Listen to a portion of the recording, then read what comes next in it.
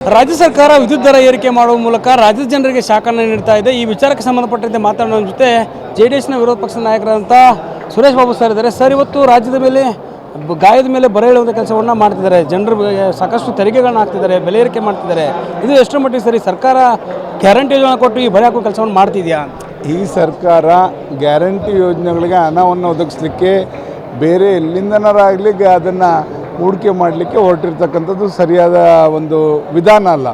ಒಂದು ಗ್ರಾಹಕರ ಹತ್ರನೇ ನೀವು ಎಲ್ಲದರಲ್ಲೂ ಕೂಡ ತೆರಿಗೆ ಹೆಚ್ಚು ಮಾಡಿ ಗ್ರಾಹಕರಿಗೆ ಉಚಿತವಾಗಿ ನಾವು ಭಾಗ್ಯಗಳು ಕೊಡ್ತೀವಿ ಅಂದರೆ ನಿಮಗೆ ನಾಚಿಕೆ ಆಗಲ್ವಾ?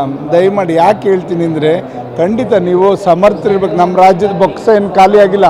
ನೀವು ಅದನ್ನು ಎಲ್ಲೆಲ್ಲಿಗೆ ವಿನಿಯೋಗ ಮಾಡ್ತಿದ್ರೆ ಗೊತ್ತಿಲ್ಲ. 4,09,00,000 ನಮ್ಮ ಅನುದಾನ ಇರಬೇಕಾದ್ರೆ ಅದು ಸರಿಯಾದ ರೀತಿಯಲ್ಲಿ ಸಮರ್ಪಕವಾಗಿ ವಿನಿಯೋಗಿಸೋದು ಬಿಟ್ಬಿಟ್ಟು ಈ ಥರ ಗ್ರಾಹಕರ ಮೇಲೆ ತೆರಿಗೆ ಹಾಕ್ತಕ್ಕಂಥದ್ದು ಎಷ್ಟು ಸರಿ? ಇದನ್ನು ಕೂಡಲೇ ಹಿಂಪಡಿಬೇಕು ಅಂತ ನಾನು ಆಗ್ರಹಿಸ್ತೇನೆ. ಗ್ಯಾರಂಟಿ ಯೋಜನೆ ಅನುಷ್ಠಾನ ಸಮಿತಿ ಅಂತ ಮಾಡಿ ಸಾವಿರಾರು ಕೋಟಿ ರೂಪಾಯಿ ಖರ್ಚು ಮಾಡ್ತಿದ್ದಾರೆ. ಅದ್ರ ಜೊತೆ ಗ್ಯಾರಂಟಿ ಸಮಾವೇಶಕ್ಕೆ 6 ಕೋಟಿ ಬಿಡುಗಡೆ ಮಾಡಿದ್ದಾರೆ. ಶಾಸಕರ ಅಭಿವೃದ್ಧಿಗೆ ಹಣ ಇಲ್ಲ. ಈ ಕಡೆ ಸರಿಯಾಗಿ ಗ್ಯಾರಂಟಿ ಯೋಜನೆಗಳ ಹಣ ಆಗ್ತಿಲ್ಲ. ಇದೇ ತಿಂಗಳಾದರೂ ಕೂಡ ಗೃಹಲಕ್ಷ್ಮಿ ಹೋಗ್ತಿಲ್ಲ, ಹಣ ಬಗ್ಗೆ ಅಕ್ಕಿ ಕೊಡೋಕ್ಕಾಗ್ತಿಲ್ಲ. ನಾವೀಗಾಗಲೇ MLAಗಳೆಲ್ಲರೂ ಕೂಡ ಹೋಗಿ ನಮ್ಮ ಕ್ಷೇತ್ರ ಅನುದಾನಕ್ಕೆ 2 ಕೋಟಿ ಮಾಡಿ ಸುಮಾರು 10 ವರ್ಷದ ಮೇಲಾಯಿತು. ಇನ್ನು 3 ಕೋಟಿ 5 ಕೋಟಿನಾರು ಕೊಡಿ ವರ್ಷಕ್ಕೆ ನಮ್ಮ ಕ್ಷೇತ್ರ ಅನುದಾನನ ಅಭಿವೃದ್ಧಿಗಾರ ಆಗ್ತದೆ ಅಂತ. ಅದಕ್ಕೆ ಇಲ್ಲ, ಇವಾಗ ದುಡ್ಡಿಲ್ಲ ಅಂತಕ್ಕಂಥದ್ದು ಹೇಳ್ತಕ್ಕಂಥ ರೀತಿಗೆ ಹೊರಟಿದ್ದಾರೆ ಮುಖ್ಯಮಂತ್ರಿಗಳು. ಇದಕ್ಕೆಲ್ಲ ಎಲ್ಲಿಂದ ಕೊಡ್ತೀರಿ? ಇವ್ರ ಪಕ್ಷದ ಕಾರ್ಯಕರ್ತರು ಕೊಡೋಕ್ಕೆ ಜನಗಳ ತೆರಿಗೆ ದುಡ್ಡು ಬೇಕಾ? ಇವ್ರಿಗೆ ಜನಗಳಿಂದ ವಸೂಲಿ ಮಾಡಿದ ತೆರಿಗೆನಲ್ಲಿ ಭಾಗ್ಯಗಳ ಮುಖಾಂತರ ಅವ್ರನ್ನೆಲ್ಲ ವಿಧಾನಸಭೆ ತಾಲೂಕು ಮಟ್ಟ, ಜಿಲ್ಲಾ ಮಟ್ಟ, ರಾಜ್ಯ ಮಟ್ಟದಲ್ಲಿರ್ತಕ್ಕಂಥ ಅವ್ರ ಕಾರ್ಯಕರ್ತರಿಗೆ ಅಲ್ಲೊಂದೊಂದು ಪೋಸ್ಟ್ ಕೊಟ್ಟು ಅವ್ರಿಗೆ ಸಂಬಳದ ರೂಪದಲ್ಲಿ ಸುಮಾರು ಪ್ರತಿ ವರ್ಷ 15 ಕೋಟಿ ಹಣವನ್ನು ಕೊಡ್ತಕ್ಕಂಥದ್ದು, 60 ಕೋಟಿ ರೂಪಾಯಿನ ಈ ಯೋಜನೆಗೆ ಇಟ್ಟಿರ್ತಕ್ಕಂಥದ್ದು ಎಷ್ಟು ಸರಿ? ಇದು ಕಾಂಗ್ರೆಸ್ ಬೊಕ್ಕಸದ ಹಣನ? ಇದು ಸಾರ್ವಜನಿಕರ ಒಂದೊಂದು ಪೈಸೆನೂ ತೆರಿಗೆ ಹಣ ಸ್ವಾಮಿ. ದಯಮಾಡಿ ಚೆಲ್ಲಾಟ ಆಡಬೇಡಿ. ಇದನ್ನು ದಯಮಾಡಿ ನಿಮಗೆ ಪಾಠ ಕಲಿಸ್ತಾರೆ ಜನ. ಹಾಲಿನ ದರ ಏರಿಕೆ ಆಯಿತು, ಮೆಟ್ರೋ ದರ ಆಯಿತು, ಸ್ಟಾಂಪ್ ಡ್ಯೂಟಿ, ಕಸದ ಮೇಲೂ ಕರ ಇರ್ತೀವಿ ಅಂತ ಹೇಳ್ತಿದ್ದಾರೆ. ಈಗ ಇವರು ಗಾಳಿ ಮೇಲೆ ಒಂದು ಬಿಟ್ಬಿಟ್ಟು ಇನ್ನೆಲ್ಲದರ ಮೇಲೂ ದರ ಏರಿಸೋಕ್ಕೆ ಇವರು ಮುಂದಾಗಿದ್ದಾರೆ.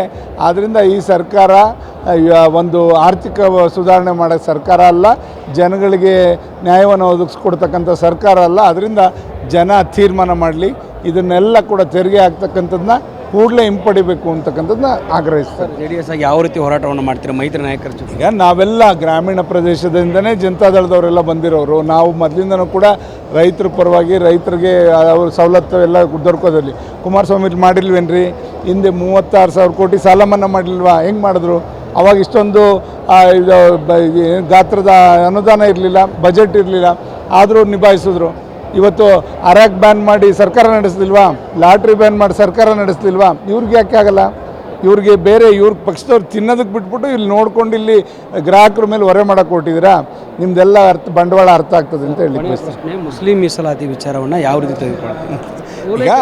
ಈಗ ನಾವು ಎಲ್ಲ ಜನಾಂಗಕ್ಕೂ ಸಮಾನವಾಗಿ ಒಂದು ಮೀಸಲಾತಿಗಳನ್ನು ಕೊಡಬೇಕು. ಆಯಾ ಜಾತಿಯ ಜನಸಂಖ್ಯೆ ಅನುಗುಣವಾಗಿ ಮೀಸಲಾತಿ ಕೊಡಿ ಅಂತಕ್ಕಂಥದ್ದನ್ನ ನಾನು ಆಗ್ರಹಿಸ್ತೇನೆ. ಇದಿಷ್ಟು JDSನ ವಿರೋಧ ಪಕ್ಷದ ನಾಯಕರಾದಂಥ ಸುರೇಶ್ ಬಾಬು ಅವರ ಮಾತು. ದುರ್ಗೇಶ್ ನಾಯಕ, guarantee news, Bengaluru. Guarantee news, ಸುದ್ದಿ ಖಚಿತ, ನ್ಯಾಯ ನಿಶ್ಚಿತ.